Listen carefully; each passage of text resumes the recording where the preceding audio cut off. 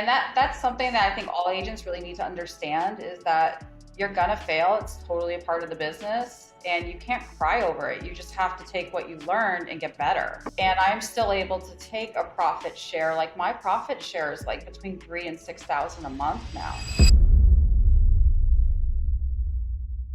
For you to be coachable, ego needs to go, right? Ego is definitely not your amigo when you're trying to be coachable, because the idea of trying to look good and not fail is the exact reason why you don't learn. And I was explaining this to an agent the other day too. It's like, you need to go out, take action on what you're learning, fail so badly that you can be like, all right, I made it to step 2. What can I do differently? What can I have done to improve to get to step 3? And then you constantly get the feedback, and then you can make, progress from there. But if you're expecting the results to be, to happen as soon as you try it, and you fail, then you're going to be never improving. You're never going to actually make steps forward or strides to get better.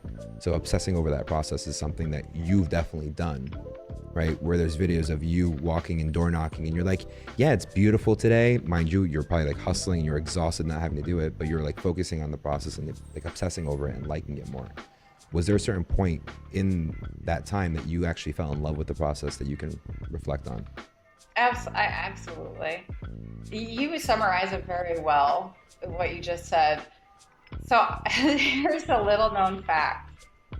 How many listing appointments did I go on before I actually got my first listing? How many? 25. 25 failed listing appointments. How many agents would subject themselves to that? Think about it. Not many. And how many would bullshit themselves out of the fact that the reason why they didn't get it is the true reason, and they let ego get in the way too. So that's true. Every time I failed, I learned something new. Yeah. And I handled different objections. But to this day, I really credit everything I've done to the fact I stuck it through, because it got to the point where it's like, oh, I know how to answer this because I've been here before. And like, I really failed every way possible. There's no other ways to fail. Yeah. So once I got it, it was just like, so I don't want to say easy. It's never easy. That's downplaying the truth, but each one got easier. And new agents and like lower producing agents, it's a mentality, because they think, well, going into it, they don't think of it as a learning experience or a practice or a process. They think of it as a commission check. Yeah. And when you go there thinking that, you're not going there to serve, you're going there to take. So I was really like, okay, I'm learning. Like, if I was an actor, this is a gig. I'm going to get better every time. Or if I'm a softball player, right? I'm getting my next at bat, I'll get better. Learn the pitches. And I started to have fun with it. Like, I started to track my wins. I started to, see how handling the objection, the answer would be different.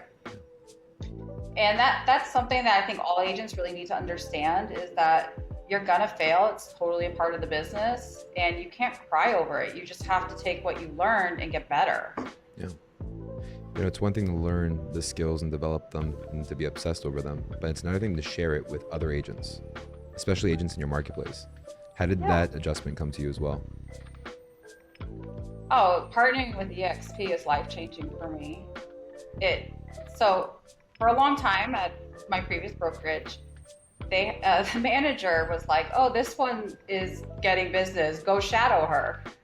And they would kind of just throw new agents at me, and I would do my best to help them, but ultimately they couldn't make enough money, because like the referrals and, the splits, they just couldn't like support themselves. So they would quit or try to do it on their own and not do as well.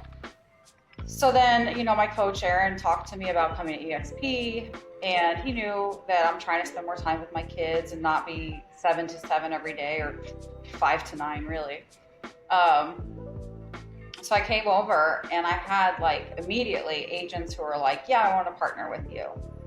And I would take them door knocking. I would cold call with them. I would take them on listing appointments. These agents are getting really freaking good.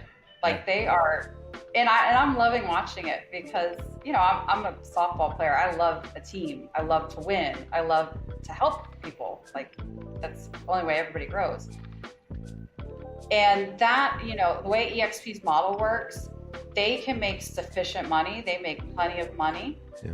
And I'm still able to take a profit share. Like my profit share is like between $3,000 and $6,000 a month now. Yeah. Nice. So you guys invest in apartment buildings, right? No. Oh, I thought you did. But if you think about it, okay, you put $1 million into, multifamily or Sure. a fund.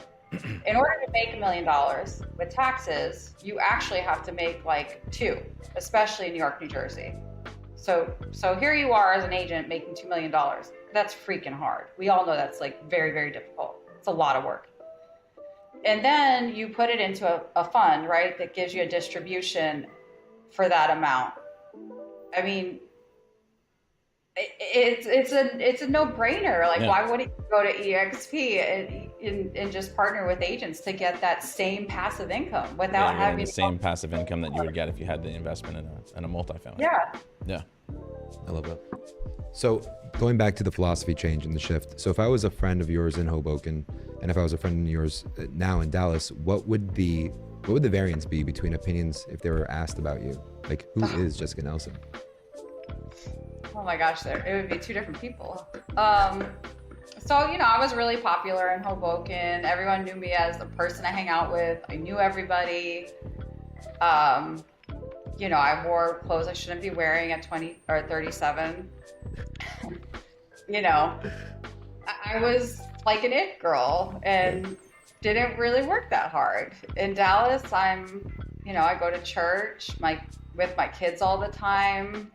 I hang out with the other moms. It's a completely different person. Where did this rebirth come from? Is it just like, And why Texas? Yeah. What made you go down there? I mean, I think I told you this when we were talking about a referral probably 2 years ago at this point. I was born in Dallas, but I don't know much about it. I was not there for too long, but what made you end up going down there? So what was the first question? sorry, the rebirth? Yeah. What The caused rebirth. or triggered the rebirth? Having to support myself and my kids. It's very easy to have a cushy lifestyle when someone else is funding it. Yeah. But when you make a decision to leave, you also make a decision that was my choice, right? I should not receive alimony. I should not receive help if I choose to leave. Yeah. So my choice was that I would support myself and my children. And in order to do that, you have to change. Yeah. Looking So back you at it, burn, would you you burn your ships? essentially? But looking back at it now, would you have changed anything about the decision you made? Absolutely not. It's the most courageous thing I've ever done. And I would love to help so many other women that are in situations that they're not that happy with to know that you can do it. You can absolutely do it. It's scary, but you can do it. Yeah. Being single and dating a lot of girls, the one feedback I get whenever it's like a hustler kind of mindset girl, she's like, I don't want to ever depend on anybody ever. And it comes from like a burn